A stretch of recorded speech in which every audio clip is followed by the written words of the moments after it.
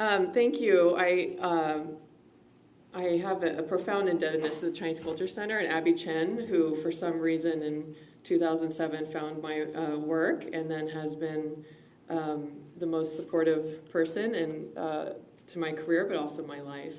But for my talk today, I just wanted to position my work, but also the work of the Chinese Culture Center in a certain ideology of hospitality as radical openness and risk-taking. To be the space of enacted freedom, to make presence of what is absent or what could be radically other. And we can think of the geopolitics of today and how it closes down on being and does violence to community and homecoming. And I posit that this other way of doing art is a form of resistance. At its best, our art houses being. Art dreams ahead. Art opens us up to our own being, to otherness and alterity. It's that which opens a space for beings and reverberations which have not yet come, illuminating things and formalizing a space that is filled with all possibilities. The utterance for me is openness. It's unnameable, untranslatable, yet immediately comprehensible. In my experience of the Chinese Culture Center and the work of Abby as a curator in support of my work, the CCC houses art and artists. The CCC dreams ahead of current art trends. It looks for freedom within constraints, the many constraints of funding, the constraints of identity politics, the larger art world and art business. It provides a space for risk-taking. Work here can be expressed through poetics and is open for interpretation versus a takeaway message or propaganda. It empowers the audience by initiating their private mystery and inner dialogue and fosters a reverberation between artist and audience. And one thing I've been thinking about lately as an artist personally, and when I talk to my other artist colleagues, that how easily an art practice can drift away. There are economic situations, the politics, the social context, and even being a parent, all these things can work against creativity and the ability for somebody to make art. And I feel like CCC has protected my career in this way in providing me more opportunities to create work and also bigger and more challenging opportunities. In this way, most of the world needing certainty, self-subsistence, commerce, fantasy, and convention works against the openness, which might involve failure, instability, doubt, and untranslatability of an artwork and the artist. So I'm going to go through a few of the projects that I've done many for Abby and the CCC over the last 10 years, but I'm going to just touch on a few that all have a certain theme of these ideas I'm talking about. The first was the first solo exhibition I ever had, and here at the Chinese Culture Center for XianRui. And I didn't understand what it was going to turn out to be, but it ended up being about the accidental repatriation of my dead grandmother. When I was given this opportunity here, being in Chinatown, it would have been really expected that I would do an investigation of my own roots, because as you see, I look quite white. Yet I have Chinese ancestors and have a connection to Chinatown. So I decided to instead decenter this solo exhibition and start the project by asking a friend to take something from my grandmother's archive without telling me and what the document was, and then I would base the entire exhibition on that. I asked two white colleague artist friends of mine to make work based on that document, not showing me the original document, and then I would make work on their work. And then the document was revealed to me right before the opening, and it ended up being her INS naturalization certificate, which I mounted on unfixed photo paper, so that when visitors looked at it with their light, the document eventually faded. Because of Abby's work with Shutan, who happened to be here at the time, the work was chosen for a museum show in Shenzhen, China, very close to where my grandmother was born, and eventually the museum acquired it.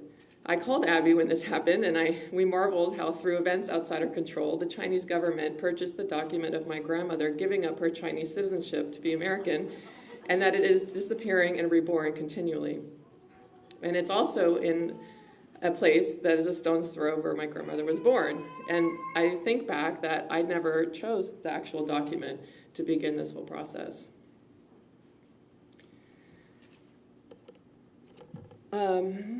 At the same time of that show, the YBC had approached Abby for Bay Area Now, and I think Abby knew they were looking for a token Chinese representative from the community, and she refused their offer at first on the superficiality.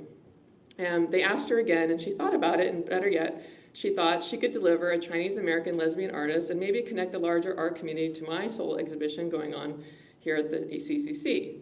She wrote a proposal to them which referenced identity and my queerness and even proposed including a film about the gentrification of Chinatown.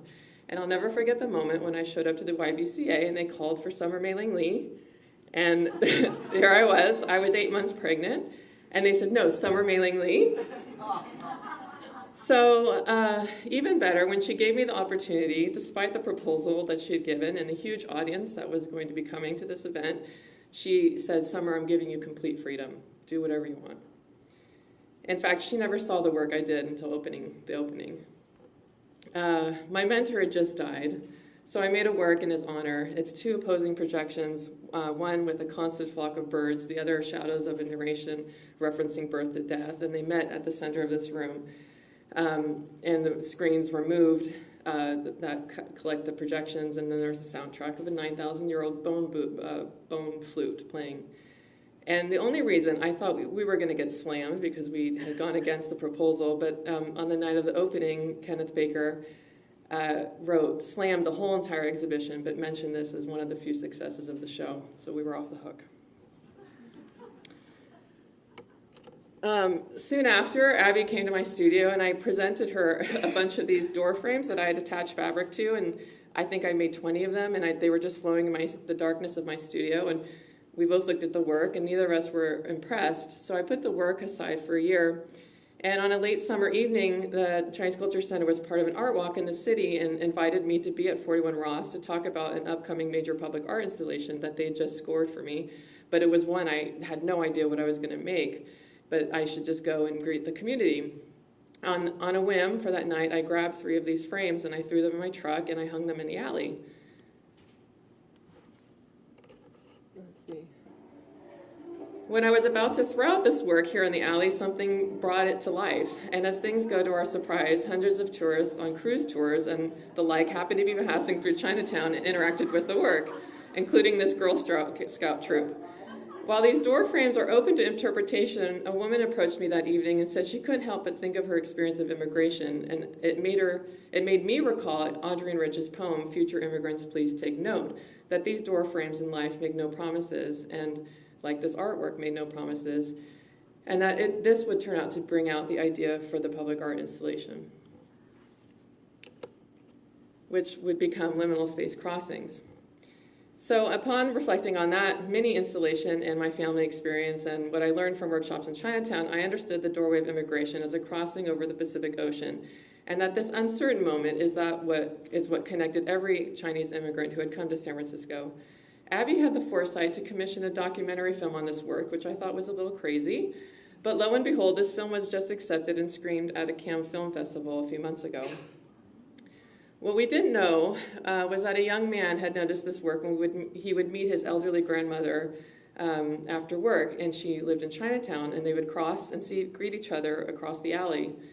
And after that, he was brought to the Requiem exhibition, another project that Abby and the CCC had scored for me, based on the work of Deng Hua and the repatriation of Chinese immigrant bones. And I won't go too much into this project because it was quite massive.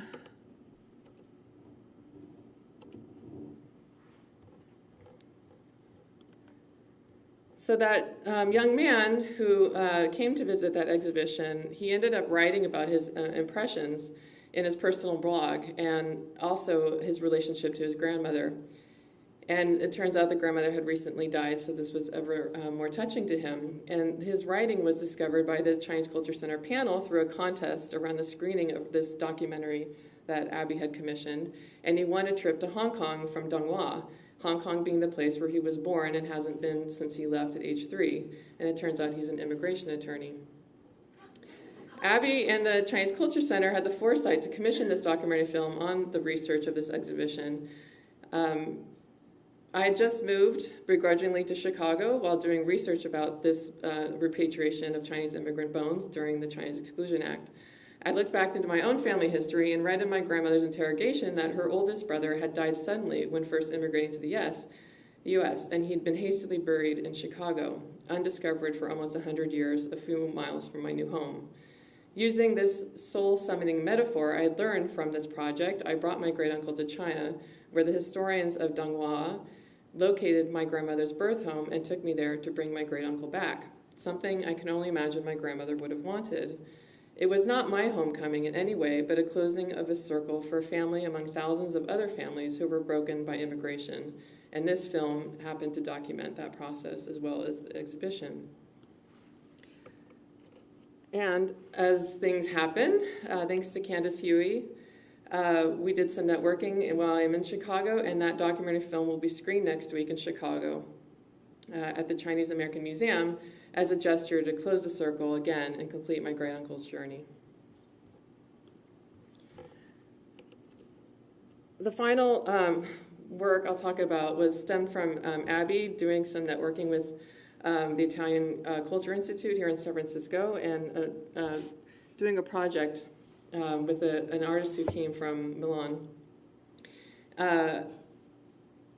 And documentation of that project is some of the work that's now in the XianRui Retrospective Gallery now.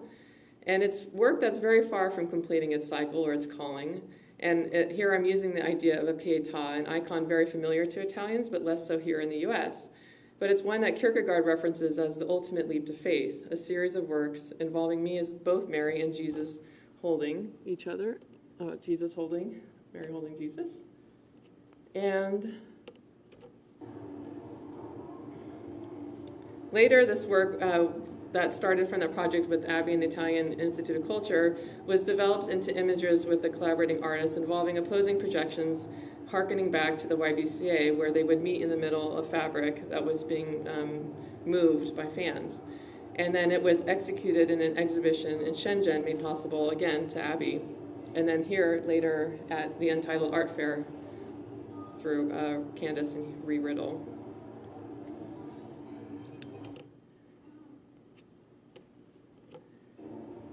So again, in this work, the Mary is being projected from one position and the Jesus the other, and here the Mary arrives into parts while the Jesus lies suspended.